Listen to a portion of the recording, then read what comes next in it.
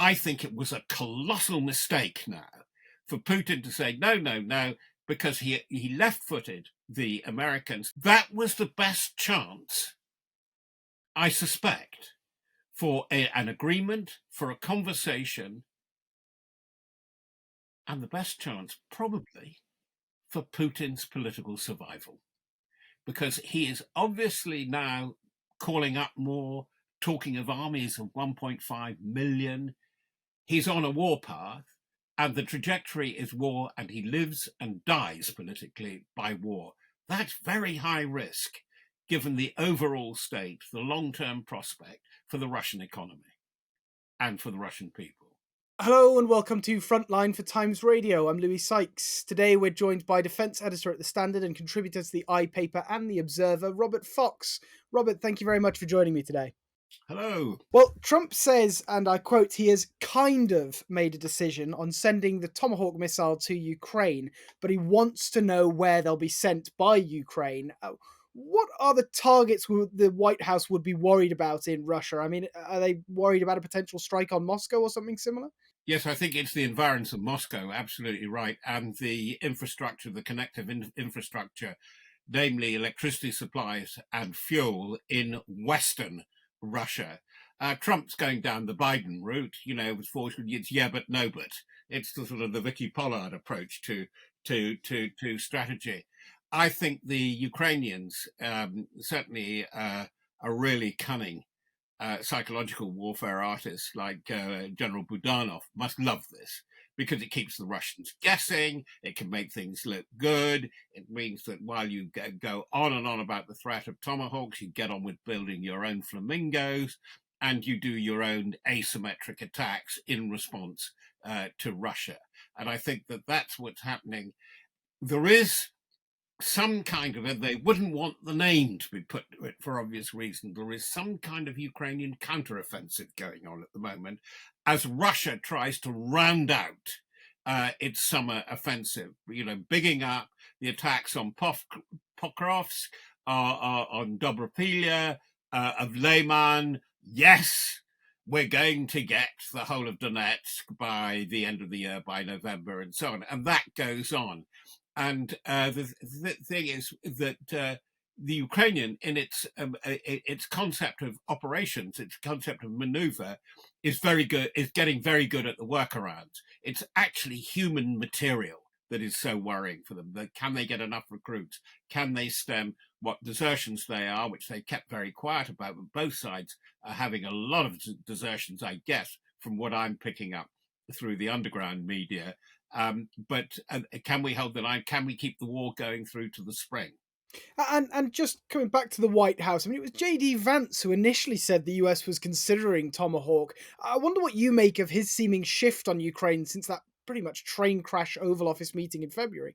Well, there's been a big change, a very open change on the part of Trump. Is that Zelensky is no longer a clown or a villain. I think that he was persuaded by several people, not least during his state visit to Windsor, where there is now no doubt that the king discussed the vital need to NATO to support Ukraine. I have to say, can I be quite crude? Trump is an awful snob, and he loves the monarchy. And he liked the Queen very much, and he liked Charles very much.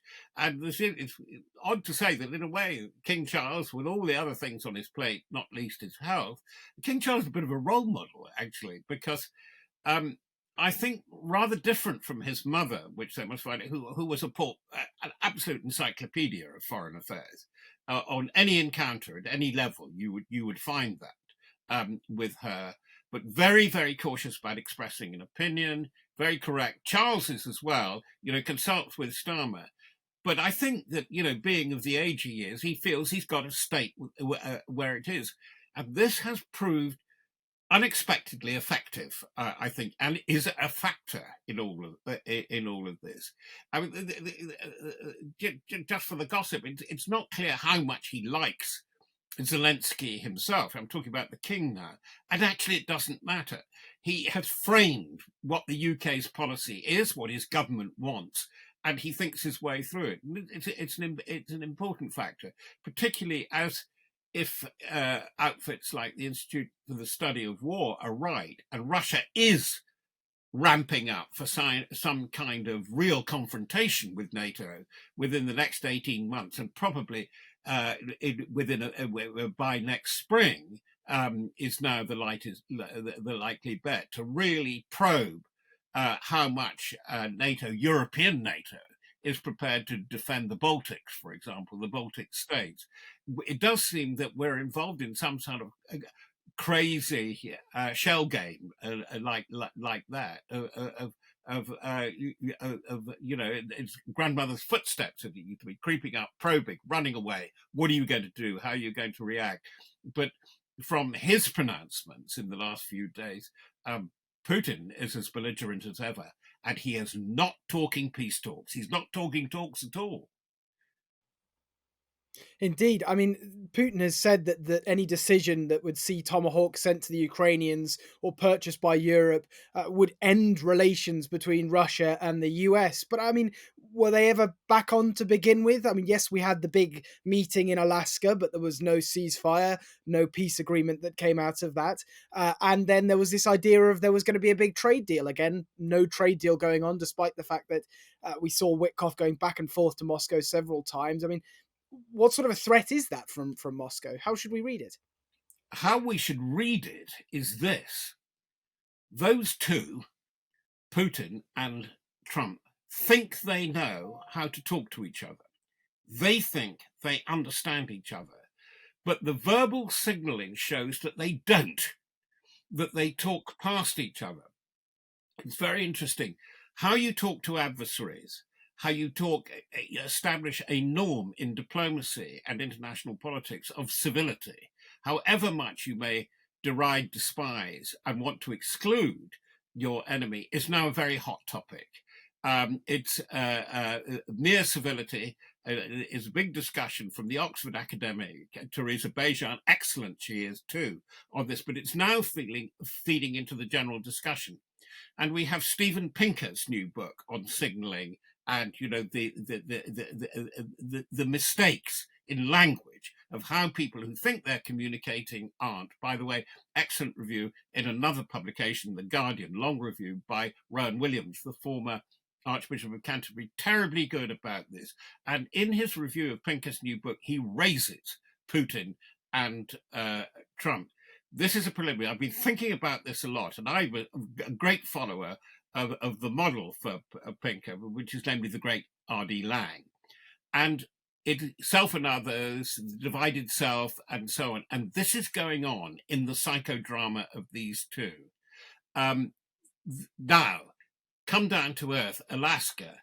Alaska looked like a triumph and was painted as such by the propaganda of Putin. Look, I bested them. I got them there. I came out on the world stage. I showed that I was dominant and I was the equivalent and equal. So Trump says, because Witkoff had set it up, where's the deal? Ceasefire. Let's talk all the things you've just mentioned, Lewis. You've mentioned, the mineral deals in Ukraine, the deals, the JVs, which Witkoff thought was in prospect for Russia, for minerals. By the way, they're still getting Russian uranium, but enhancing all that and probably restoring the energy sector, which does need international and probably even more directly American input, particularly after the damage we've been seeing from the latest missile and drone attacks by Ukraine. But just to round this out, I think it was a colossal mistake now for Putin to say no, because he left-footed the Americans. They had to cancel the ceremonial lunch and they cancelled the serious investment and joint venture talks. They'd got a raft of people there, and it was, April Fool, we haven't changed our minds. We want virtual surrender, in your terms, of Ukraine to have a puppet government, to join the Russian sphere, and to be utterly demilitarized. That means really, really join in. Be like Belarus, and we hope Georgia. That was the best chance, I suspect, for an agreement, for a conversation and the best chance probably for Putin's political survival, because he is obviously now calling up more, talking of armies of 1.5 million. He's on a war path, and the trajectory is war, and he lives and dies politically by war. That's very high risk, given the overall state, the long-term prospect for the Russian economy and for the Russian people. Well, exactly, and we talk about high risk and the state of the Russian economy at the moment. You know, just finally on the Tomahawk missile, as you say, it's more the discussion that seems to have become more important here, because it almost seems like in floating the idea of Tomahawk to Ukraine, the US government has essentially given a sort of tacit green light for an extension and a deepening of those long range strikes that have got Putin quite hot under the collar and caused some serious damage to the Russian economy. There are several aspects to the deep strikes, by the way, and what's so clever with the Ukrainians, with their limited resources, they're also doing quite shallow strikes. They're doing Belgorod. They're doing just over the border. They took out the electricity supply. They had a brownout for hours there, and they love doing that. And they're hitting the water supplies in Ukraine and the Donbass, hitting that very very local. But it's the changing of the algebra of the standard ground battle. It was changed absolutely radically. I think I've mentioned it before, but we've got to understand the close battle is still real, and you have to have people physically taking and holding ground. This is a thing, to their shock, that the Russians and the Israelis are learning in Gaza. You cannot do it by just smashing everything to bits and then say, oh, it's all gone.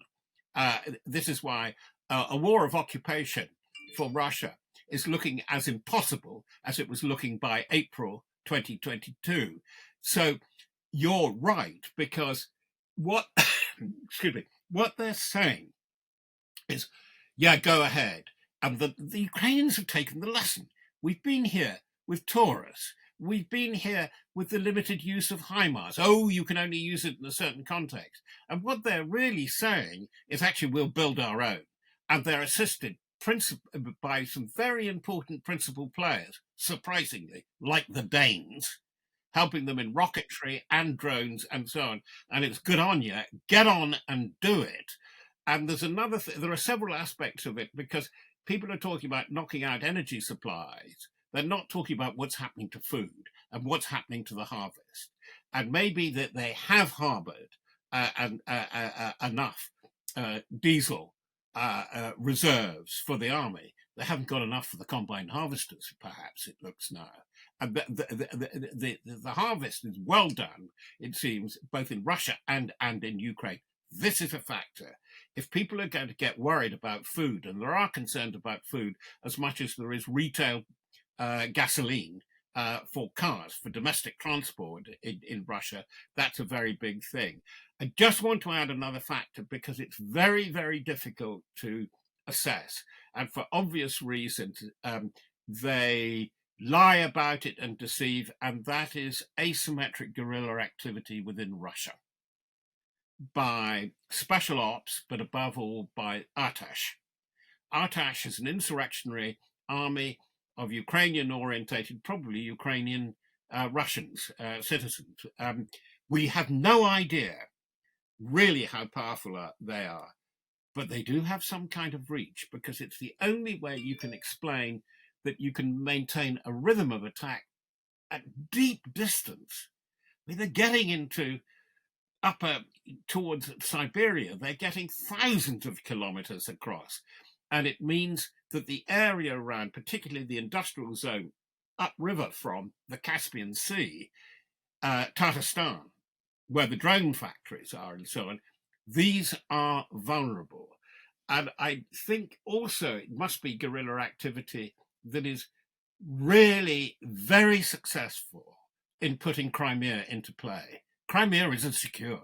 That is absolutely clear from all the evidence that's appearing. And while Russia indeed has the superiority in numbers and in certain kinds of technology, really ramping up, radicalizing its tactical drone campaign, the Ukrainian scheme of maneuver of now you see me, now you know, duck and dive and dodge, the transparent battlefield. I mean, they should have taken, by the boast of Gerasimov and the others, they should have taken the north pocket of Donetsk months ago, if not years ago. Why are they not doing? They still don't have Pokrovsk, Dobropila, absolutely secure, and they're keeping the battle going. And for Putin, the thing that's very difficult, they're still in tiny, tiny slivers of Russian territory itself. Yes, and how far do these long range strikes by Ukraine go? I mean, Russia has had the worst harvest in 17 years, reportedly this year. They could really start to face a serious nationwide issue, couldn't they? If they have a triple threat of, you know, no civilian fuel available, fuel not available for the harvest, and alongside strikes just yesterday on another oil terminal, which, as you mentioned, in Crimea, very dangerous place for Russia now. But also an attack on Russia's main explosives manufacturer in Derezhinsk. Yeah. At what point do strikes hit that third element that Ukraine are going to be aiming for, which is Russia's war economy itself? I think it will happen as the winter comes on, and if they manage to back up a lot of crude in the pipelines coming out of the fields, because and if it is inert, it's not flowing, and if it freezes, then I think that they're in trouble, because you could have serious breaches of the pipelines. You could have ecological problems, severe ecological problems. But the fact that you can break the system that way, because most of the pipelines, we talk about oil and gas, are overland. They're unprotected and they're vulnerable. And this is going to be the really interesting point. The targeting is coming through satellite. So this must worry the Americans, because in a way, Trump was no different from Biden. Biden didn't want to give long range weapons because he didn't want the economy of Russia to be threatened. Now, experts like Dr. Fiona Hill think that it is very fragile there. And I think that this is where China comes to play. What is it going to do? China says we back you through thick and thin. Yes, China supplies vital components for the drones, particularly the enhanced Shahed 238, the jets. But, and also that they're doing things with the Kinsale and the Iskander where they can evade Patriot. And Patriot is too expensive anyway, and it's too concentrated. So they're moving on all the time. And this is again where the Danes, the Poles, the JVs, and even the Brits are involved, but the Danes appear to be particularly prominent in this. They're building very good local defences. This is what's happening. By that I mean ground air, and this worries the Russians. This is why the drone activity over Denmark, it was not coincidental. It was a real message, because what Denmark was doing with Norway, also targeted, is that whether we can close the Skagerrak, whether we can really, across the Skagerrak Sound, whether we can choke the Baltic. And that's where the fighting, the real fight is. And this scares Russia to death, because they're also striking the ports just west of, by that I mean the Ukrainians west of Petersburg. And there's a question about what really happens with the shadow fleet, the ghost tankers and freighters, which cause are a major preoccupation now from a number of perspectives, not least because they're very ancient in shipping terms, and therefore they're vulnerable and they could break out. There are fears, particularly from the Scandinavians, about a major ecological disaster. They could be used for the covert operations of disrupting communications, of surveillance. That's why the French made the arrest, because they thought they would be used for launching drones. And the fact that they are completely uninsured, they're completely maverick, and that worries the whole shipping community. But for Russia, they're not as effective as they were, because this is absolutely evident from the deep strikes on the energy distribution system, particularly the switching stations, almost more, and the pumping facilities, almost more than the refineries. They're not exporting that much. They're having to cut back exports of crude and of oil, particularly to India. They've cut it by several 100,000 tons in the last few weeks alone. I know it goes in the millions there, but that's a big question. And it's very interesting now how India and China are going to respond to the current state of affairs in the Ukrainian war. We know what they say in terms of propaganda. I'd like to know the thinking and the talking that is not being publicized. Yeah, and indeed, and on Europe, Robert, where do we judge their support to be? Has there been a waking up since those Russian incursions? Because it certainly seems to be Trump's idea that the US is pretty much going to stop its at least monetary support for Ukraine, and that is going to fall on Europe. There's a lot of quite clever ideas going on amongst Ukraine's European partners, but are they willing and able to pick up that funding that the US wants to stop and continue supplying Ukraine's defense? The critical country is Germany, of course, because it's such a large economy. And what's it going to do physically, and what is it going to do diplomatically, and what is it going to do, as you say, economically? I think as long as you've got von der Leyen in Brussels at the head of the Commission, and you've got Callas really backing her up, and in fact, there's an expression with the peaceniks in Trump land that they talk about the Estonianization of NATO policy, because Callas has been so effective in that. But it's funny, the sort of the regiment of women is that how important Mette Frederiksen is now. And she's a great opinion leader. She read exactly what was going on with the drones and why it was happening and what they needed to do. And despite having absolute governmental chaos, France, I think, will go along with it. Germany is more timid. The Dutch are being very supportive, although they've virtually got no government at all. Although the acting prime minister, of course, is a head spook. He's a head of intelligence. What is more concerning is the extreme ambivalence in the Starmer government in the UK.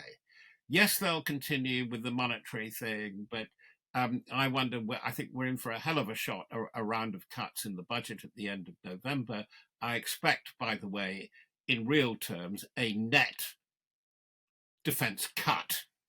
Now, where does Ukraine fit into that? And where do the lessons from Ukraine fit into immediate homeland defense? Because there's currently, just from the Ukraine and what we're talking about, the expansion of the war, there is a school of thought that Britain is likely to come under a low-level, kinetic drone or short-range missile attack, albeit a false flag operation, within the next 2 years. And we're just not ready for it. And as far as I can make out, in the lawfare community, led, I think, by the National Security Advisor, Jonathan Powell, they are not really considering it seriously. The Defence Review, which projected going up to 3.5% of GDP being spent by 2030, 5% by 2035. I give you those figures because they're notional. They knew they wouldn't be in government when they really had to do it. And I think at the moment, it's lawfare, welfare, and warfare, the trilemma. And I think I've said it before on your show. The warfare bit goes. They don't see the point in it. It's a very strange, passive, we will win through by lawfare approach. But what has slightly changed is the disappearance of Mandelson as the Trump link.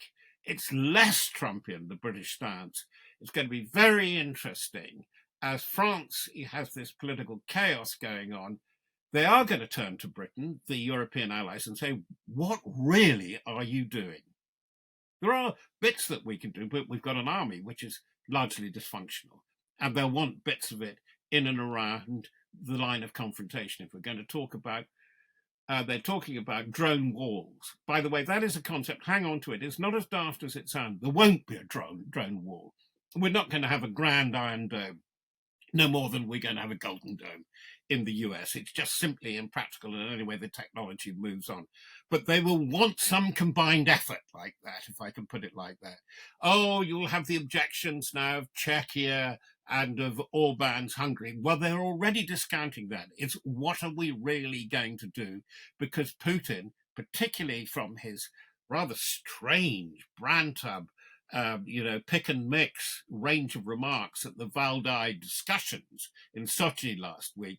One thing is absolutely clear: no serious talks, and I go on with the war. And I'm telling you, I'm winning.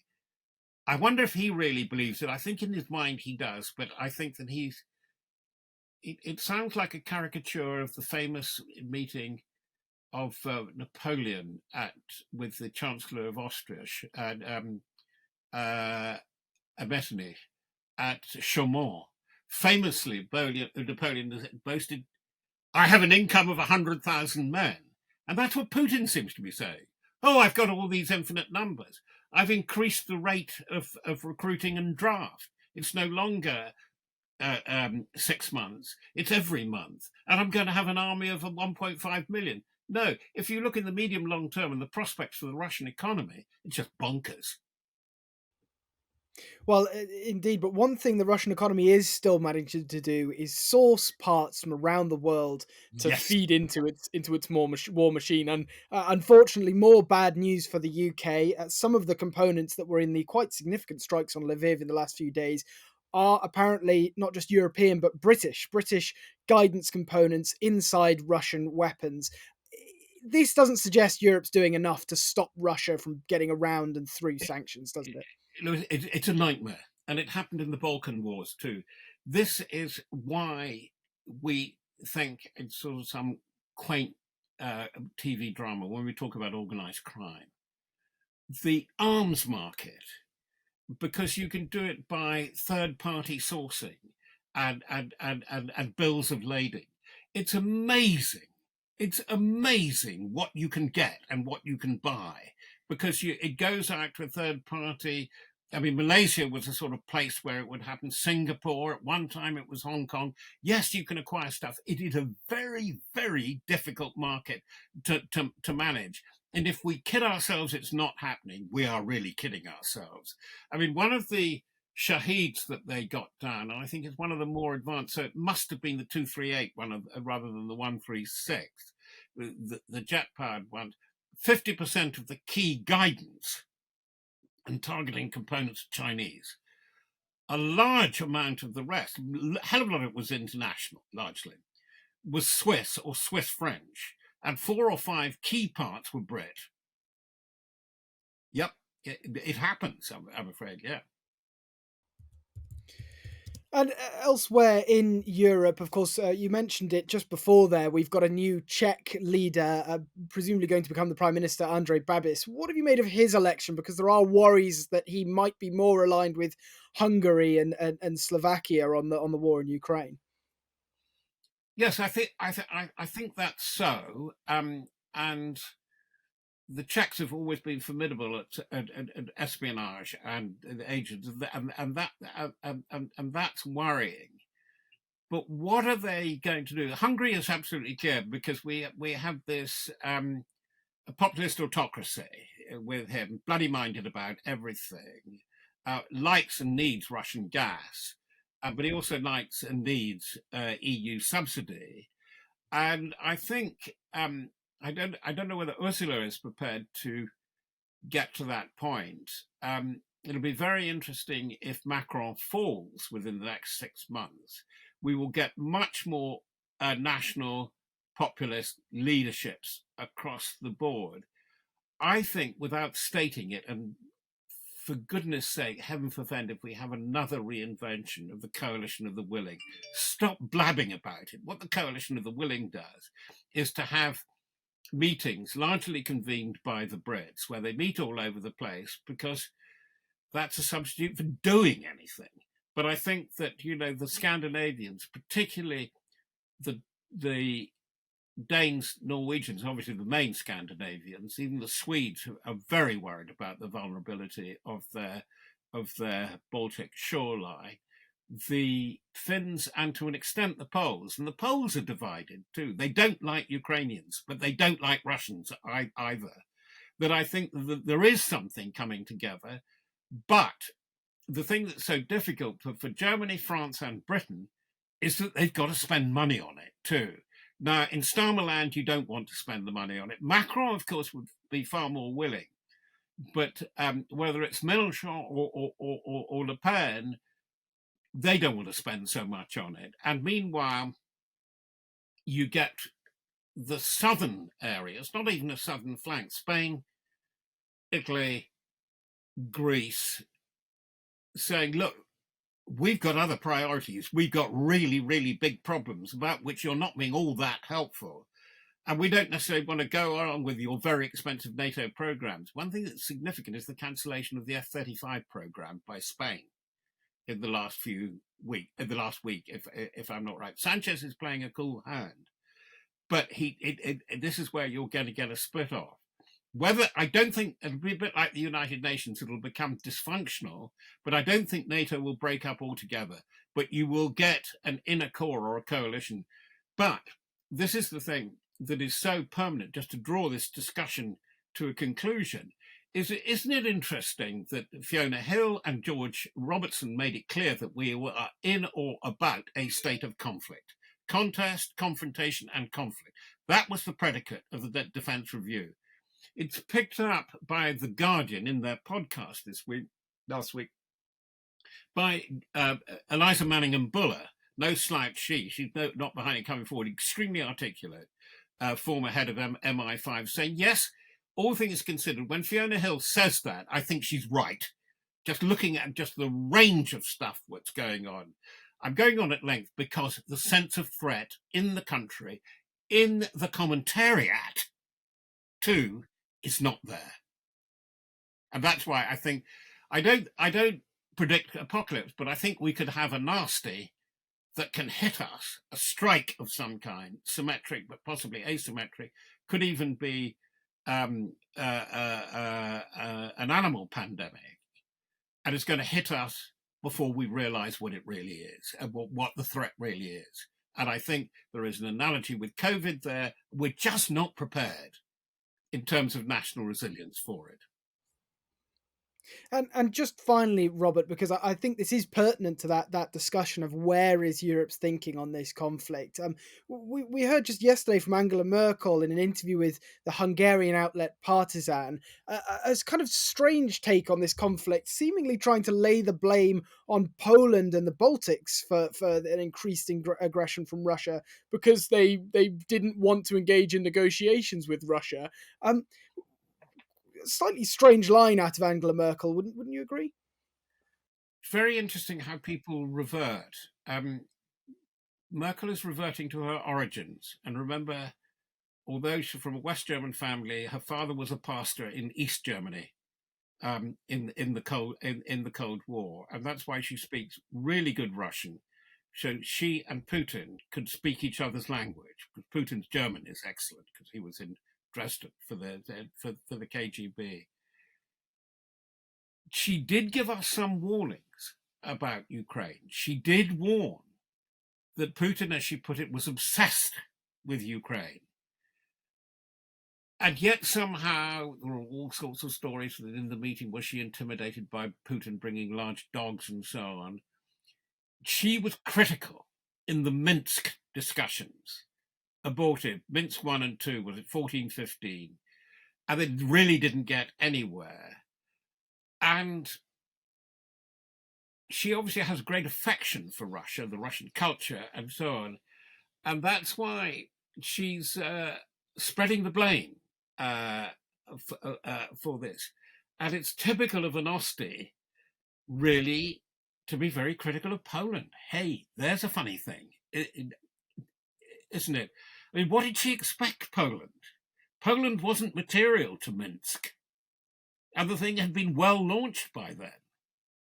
Poland wasn't material to Bucharest 2008. So I think that this is what, can I mention it to the former Chancellor, a different area, the Austrian guru Sigmund Freud would say, is a displacement. It's an excuse. It's not true. There are some things she might have done, as she might have done over Brexit. Failed to negotiate, failed to understand what it was, and failed to really work Cameron, which needed to be done. It was a failure of diplomacy from their perspective. And that's why, being by myself at the commentariat, I just don't think we should take too much notice of us, the commentariat, because the analogies of the past, I'm getting a bit fed up. It's there, but it isn't. It isn't the 1930s. It's something very different because of the condition of the planet, and I mean that physically, the condition of humanity, and the condition of the global economy. But it is something, and the longer it goes on, the more it is important. And you cannot have some kind of truce, some kind of Panmunjom truce, as in the frozen Korean conflict. Close it down, build a block of flats on the site, and let's carry on as we did before. And that's why Russia really is a challenge intellectually and diplomatically. They've got to find a way of engaging with it. And that's where the Italians and Giorgia Meloni are absolutely right. Well, Robert Fox, defence editor at The Standard, thank you very much for joining me today on Frontline. Thank you. You've been watching or listening to Frontline for Times Radio with me, Louis Sykes. For more on the war in Ukraine, you can subscribe to our YouTube channel and sign up for a membership, or you can hear all the latest news and analysis on Times Radio or read it at thetimes.com. And remember, we are in both podcast and video form. You can find us on your favourite podcast platform. It's Times Radio's Frontline, or you can watch us on Times Radio's YouTube channel. Thanks very much. Goodbye.